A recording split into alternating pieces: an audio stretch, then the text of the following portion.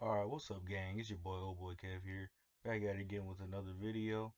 And today we're gonna be talking about Apex Legends and the new season 6 that just came out, and all the changes and all the new things that are introduced in the game, and all fun stuff like that. So without further ado, um, let's get started. I guess the first one we'll talk about, or the first thing we'll talk about, is the new legend, which is Rampart.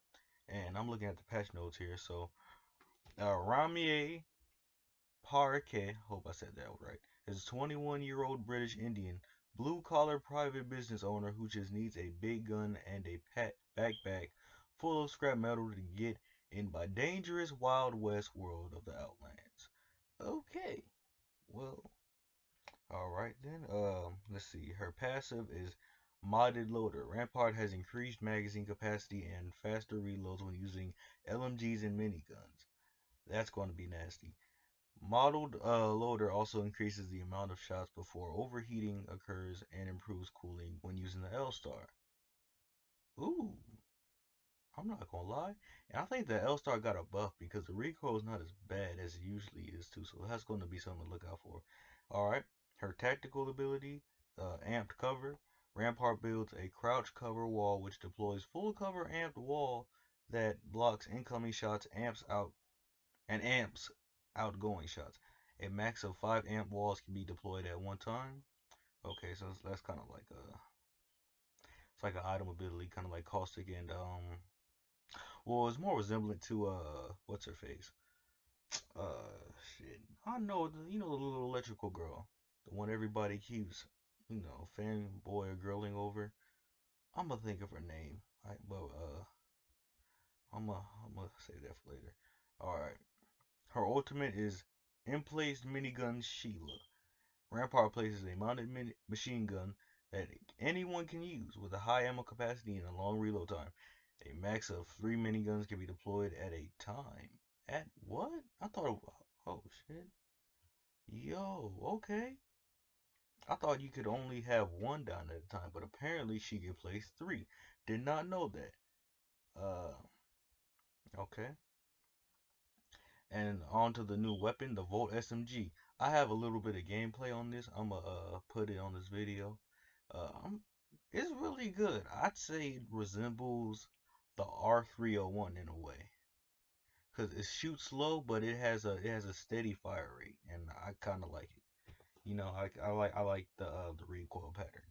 It's kind of easy to you know to handle. But on to more, the patch notes of the gun. The first energy-based SMG to see regular use in the frontier. The Volt allows its operator to fire a salvo of energy-based ammunition, decreasing drag and making it possible to hit multiple targets within a short window. Okay, all right. Well, that's that.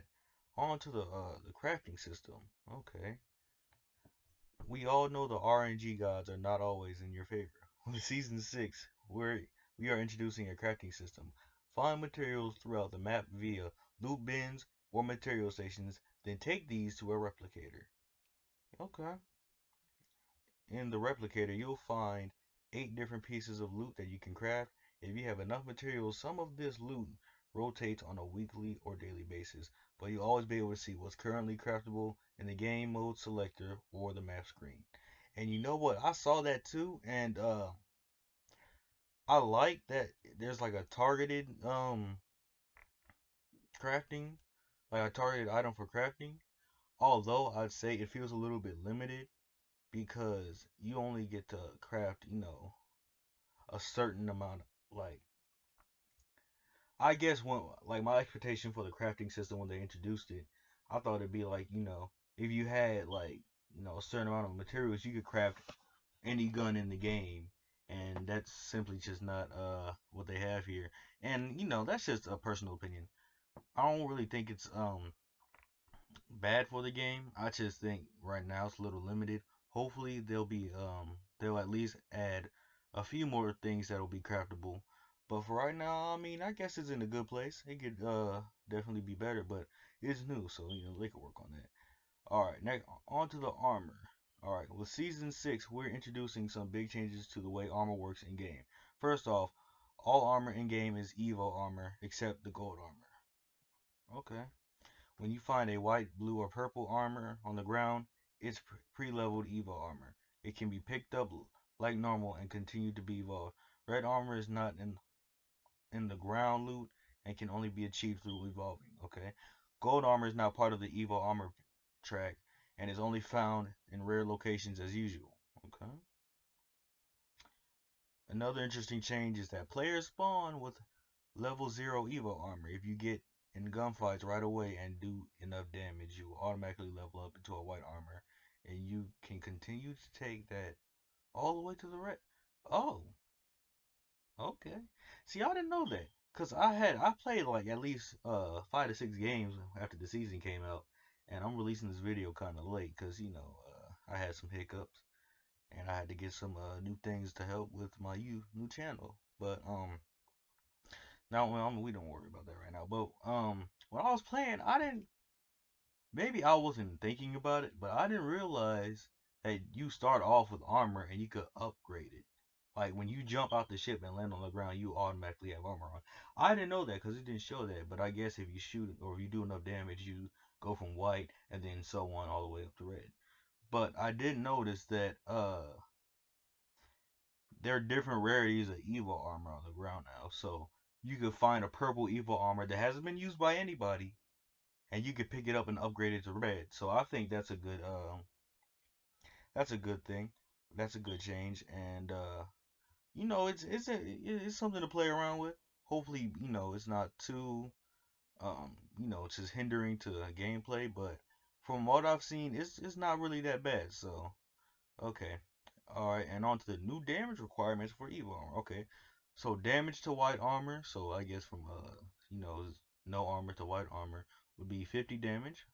Damage to blue is 125. Damage to purple is 250. And then damage to red is 500, which makes sense. So, no complaining here.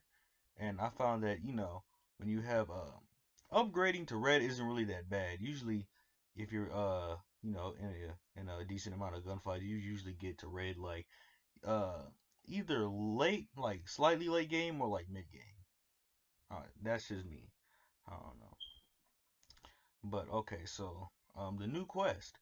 Follow the story from the season's 5 quest now in full color illustrated comics. Collect your treasure packs daily to earn your rewards, including crafting medals, challenge points, apex packs, and a whole new suit of gun charms. Okay. I did see that the progressed to the first part of the new quest, and I do like the new comic style, and I'm hoping that they continue to expand on this in future seasons because I like where it's going. Maybe one day they might go to full on animations. One can only hope, but that's just my 2 cents. All right, the recon classes. All recon legends, Bloodhound, Crypto, and Pathfinder can now use survey beacons to get the next ring location. Crypto can use his drone to instantly get this information. Huh. Okay.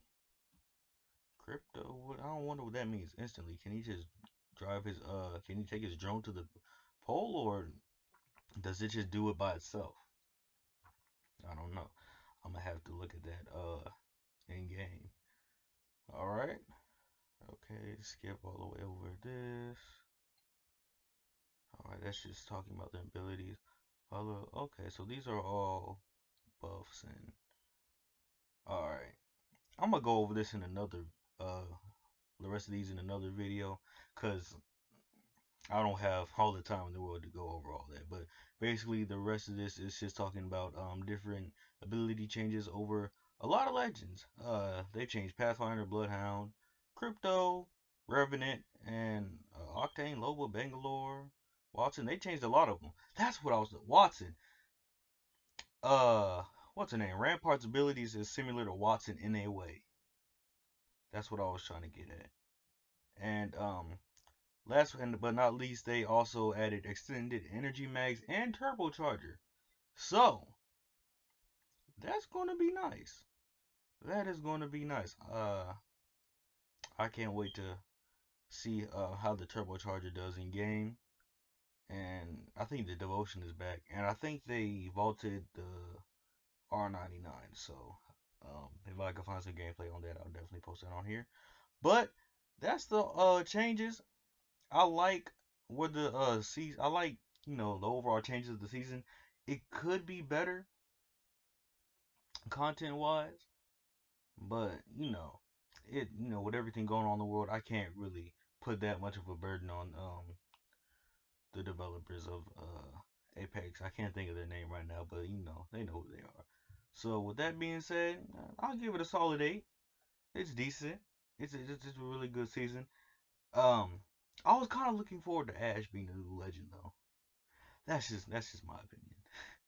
Yeah, I guess it's a little biased because I played Titanfall too. But hey, to each its own. So with that being said, old boy Kev signing off. Peace.